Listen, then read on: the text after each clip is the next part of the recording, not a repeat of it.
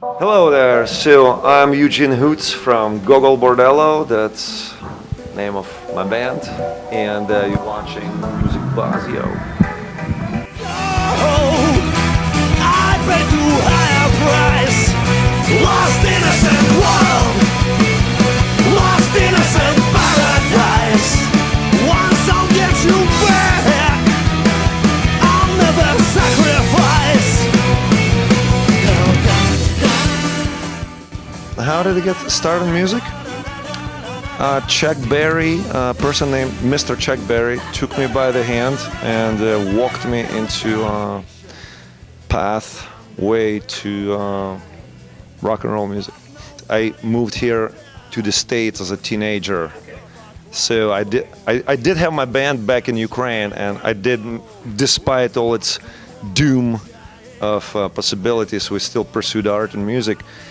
But here, of course, I was gravitating towards New York City because it's a worldwide PowerPoint magnet of, self-expression, really.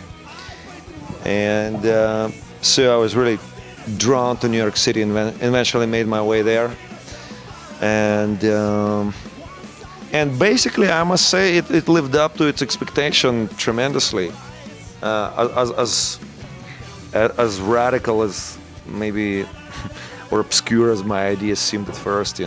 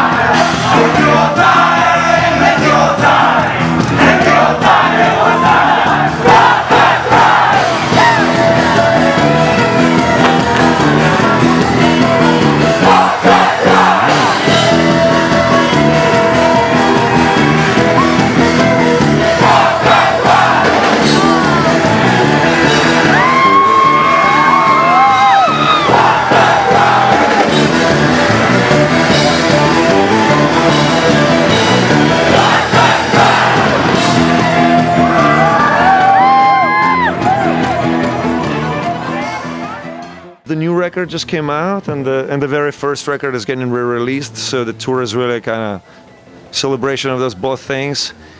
But it's not really the end. We're going to Australia tomorrow for a very, pretty special pilgrimage. The name of the new album is Seekers and Finders, just like the name of the track we were just making video of, that upstairs.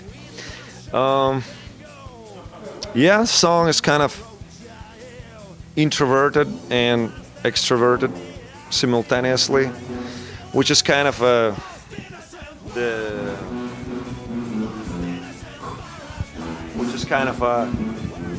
nature of the band. It is very extroverted and very introverted. Oh, I write songs in uncharted, unruly territory. It goes each and every way. When they grow substantial, I bring them to the band and we arrange them from then on. But creativity remains to be a beautiful, flamboyant mess, and that's the only way for it to be, really. There is no formula, never was. I think therefore I am, no longer rings the bells, Yeah, he thought that for him was more. He must have met something else. He must have met something else. He must have met something else. He must have met something else. He must have met something else. He must have met something else. That's fucking seven. That's fucking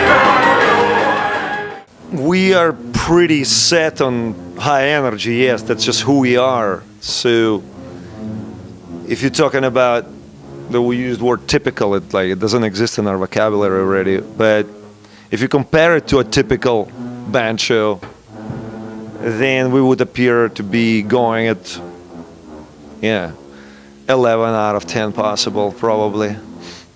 I don't think so. I think we're still in our own context, we're still going through all the dynamics from 1 to 10, but people seem to be thinking that this is a very high energy experience. Yeah. Is that reflective of you guys' personalities? Very much so. It's really what it's all about. I think the way we attract each other as a unit, and the secret of longevity of the band is that it's a natural attraction of likewise personalities whose natural genetic gusto is well above regulations of UNESCO. Being away from the homeland for a significant amount of time till the sound of Eastern European rage and emotional kind of sway and nostalgia became pretty it became like an emotional crisis that had to be relieved. And at the same time, we're all very well educated in the history of rock and roll music and just world music worldwide, which I think is actually the foundation for us. As I started by saying with Chuck Berry, it wasn't really a joke. I think that's my favorite people in the world is Chuck Berry, Louis Armstrong, and Jerry Lee Lewis and Elvis Presley. So that never changed because they created everything. They created the dance floor that everybody's keep tap dancing on with various degrees of success. But the amalgamation of that, a love for American music and really deep nostalgia for our own roots, is really the stomping ground of it. And the third element was classical music, actually. We've been asked a lot about the genesis of our name. And, well, thank you. Thanks for asking again. I guess, coming up with a name is always kind of an effort, and then it becomes counterproductive because people sort of, without realizing themselves, they kind of box themselves into something that they have to live up to forever. It's why having a band that's quite just sort of playground that has chameleonic mood swings is pretty advantageous, Therefore, 10 years from beginning, you can still do whatever the hell you want on your playground. And that's kind of how I liked it. The root does go back to a name of a very well-known Ukrainian writer, Nikolai Gogol, who was kind of considered to be a kind of a founding father of surrealism and that type of art direction. And so again, it's very broad name that just sort of says our origin is in Eastern Europe, but it's open to very multiple interpretations, and definitely is pretty keen and it's got a knack for traveling for sure, Yo everybody, I'm Eugene Hoots from Gogol Bordello, and you just been buzzed, yo, all the way through to your bone marrow.